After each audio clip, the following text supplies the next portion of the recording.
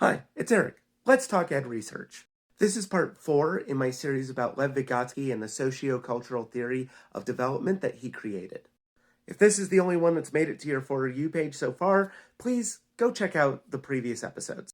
So in this episode, I want to dive into a little bit of critique of the theory. Now, to start with, I'm going to say I'm kind of ride or die with Vygotsky. So, I'm happy to acknowledge that there are other people that have issues and what have you, and there are definite things that we can talk about in a very constructive way. For example, I honestly feel that if you are actively involved with Vygotsky's theories in a genuinely nuanced way, it's going to be really hard to quantify that. It's really hard to do any sort of psychometric testing that's going to tell you about the values and the influences of Vygotsky's theories within a given space. And don't get me wrong, people have tried, and there's definitely some work out there that does that. But I understand that that's difficult, and part of that is because he is actively embracing complexity in a way that doesn't mesh well with quantitative analysis. Now, qualitatively, we've got a lot to work with. For one, Vygotsky's theories of development actually resonate pretty well with folks like Dewey and Du Bois and Adams and Montessori and Freire and Hooks and all these amazing people who have been telling us for decades and centuries that we should be doing this whole education thing substantially differently.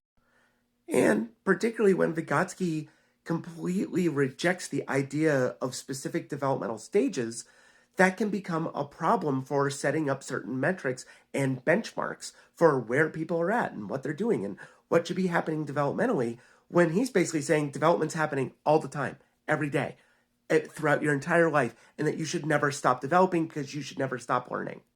And that's actually something that really resonates strongly with me and those in the neurodiverse community who have been pathologized in a lot of ways for having what we call developmental asynchrony. Because in Vygotsky's model, there is no asynchrony, because that would mean that you're comparing one individual to another individual on certain benchmarks rather than comparing them on their own trajectory of development. Now, I'm going to wrap up this series of episodes with this episode, but please comment and I'll be happy to respond as best I can and maybe even do additional videos based on the questions or comments that come up.